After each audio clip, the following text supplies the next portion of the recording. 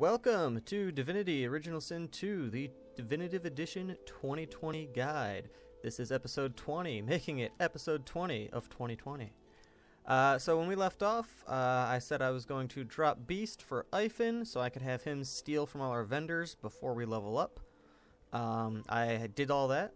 Alright, got a little bit more money, a little bit more stuff. Once you go through and you get all the skill books you're going to need, you really don't need extra copies of most of the skill books. So when I do my Thievery at level 5 there, for the most part I just grab their gold, and then if they've got like one or two expensive items after the fact, I don't really focus too much on maxing out Thievery there. You can if you want, but you don't need to. The main thing is get the gold that you need, and then some important side stuff they have. Another thing that I did that you guys may or may not be aware of, we can also craft shields. That takes wood chips and metal scraps, and then it makes a plain, no bonus stat shield at your level. Early game, that may be very useful. I wish I had covered that in an earlier video, but we're doing it now, whatever.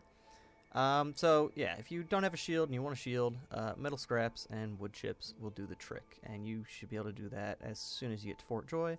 There's metal scraps over by Nabora, and you can get wood chips whenever you combine a long branch or a short stick with your knife. When you cut them down, you get wood chips as well. Alright, so now we are about to level up here. We are 700 XP away.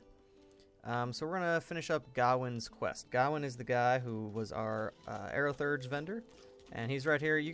I use my waypoint to, scroll back, to teleport up to the beach. Came on up, and then Gawin's going to stop right there, but he doesn't really show up until you go a little bit farther. So make sure you come up close to the gate, but not close enough where you trigger this cutscene that's going to be over here. He'll be marked by a red flag on your map up in the top right corner. Once he starts moving, you'll know he's coming over here, and then you can finish up his quest. Alright. Now, we're doing his quest a lot later than we could, and that's so that we can hop over there and kill him for some XP once we are done with his quest. We're also over here because once we finish his quest, that should be enough to level us up. And then once we level up, we're going to recruit Fane over here, and then he's going to be stealing stuff at level 6 from everybody because the vendors will have restocked their supply. Now, we're going to have Red Prince over here teleport Gawin down to this area here. That's what Gawin wants you to do. So he's not going to become hostile towards you for teleporting him.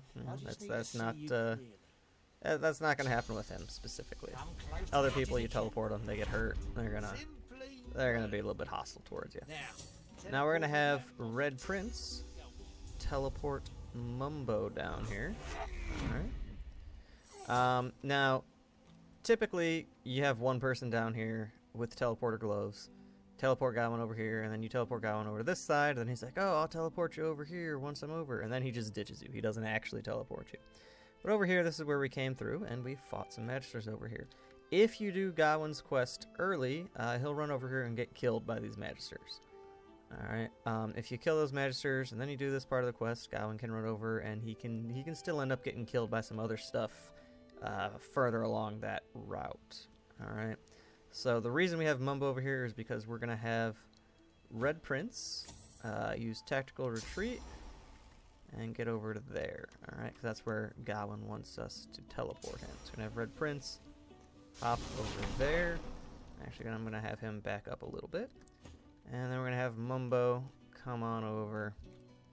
And he's going to use Impalement to make this area filled with oil. Alright, and then we can have Red Prince there. And he's going to teleport Gawin right there onto the oil. Alright. Now don't attack him until you get the quest XP. Alright, and as soon as that XP pops up, hit him with that fire breath. Or whatever else you're planning on hitting him with. There we go. Alright, and he should start attacking Red Prince here in a minute.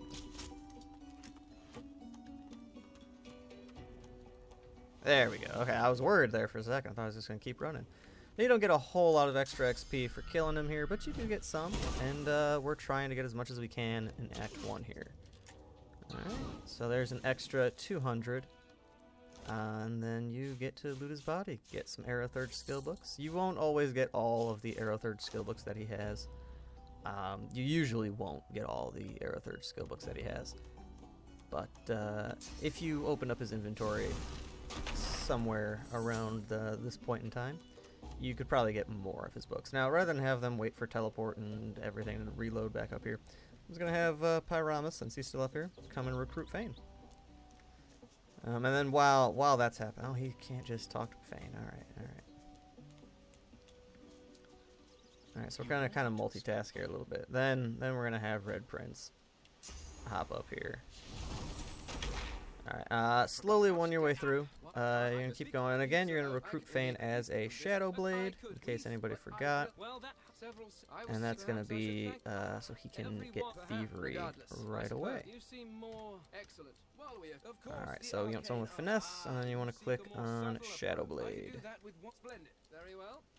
Alright, there you go. Then we're going to have Red Prince come over here and bring Mumbo up. Now, the interesting thing about having Fane steal for us at level 6 is that at level 6, we get another skill point, civil ability skill point. So his Thievery is going to be at 3 at our default value. So then once we get him all skilled up and add to his Thievery, he's going to actually have 4 points in Thievery. So he'll be able to steal a bit more than what we were previously stealing at levels 4 and 5, which is pretty nice. Alright, now we're going to come back over here, and we've got Onus over here.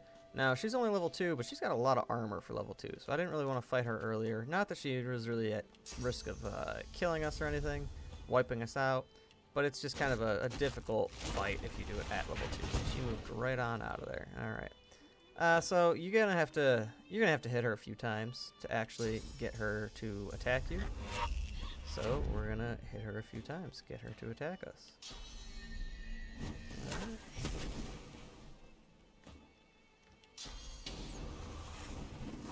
And I thought she would have gone right there.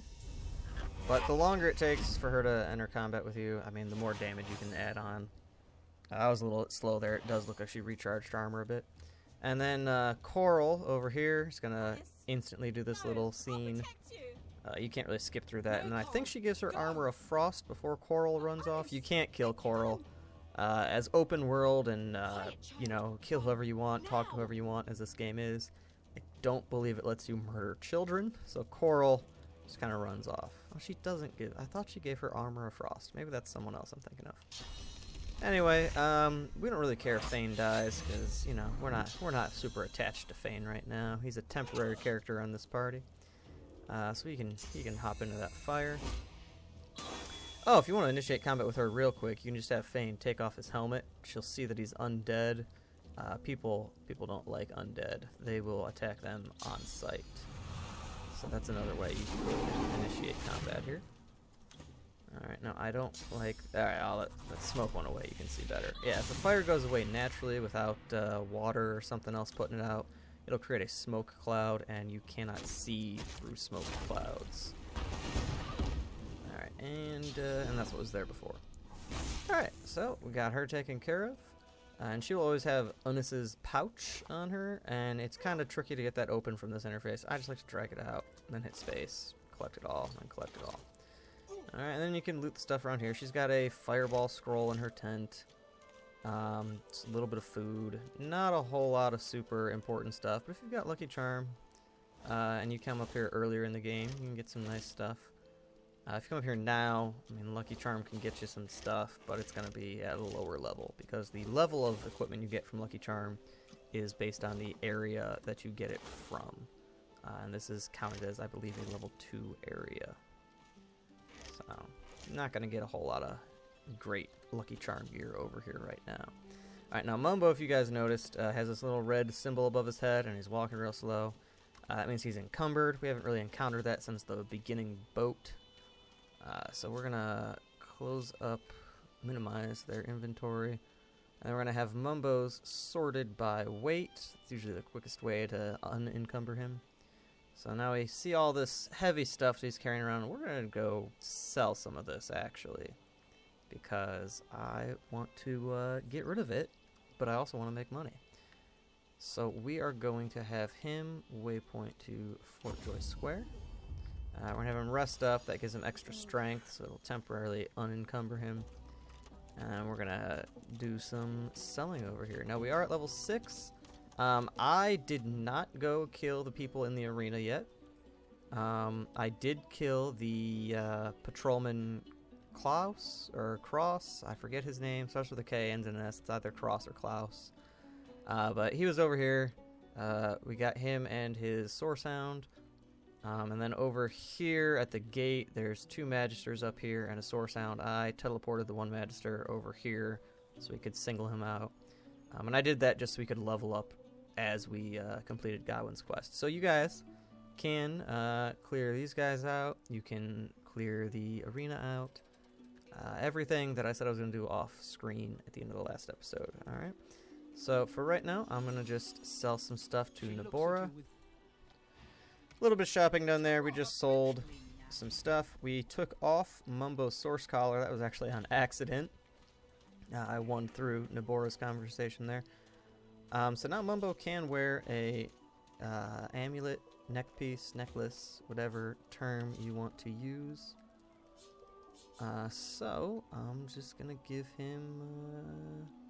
I'm going to give him the one that has +1 summoning on it. And then we're going to give him Migo's Ring. Alright. Now, because he's got his Source Collar off, these Magisters over here will attack me on sight. Oh, this Magister. We got rid of the other one. Just going to walk on over.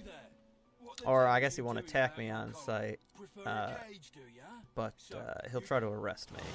So we're just not going to let that go. Alright, we cleared out that Magister and the Source Hound over there. And we are already at level 6, so we got the highest level that we can get inside the fort.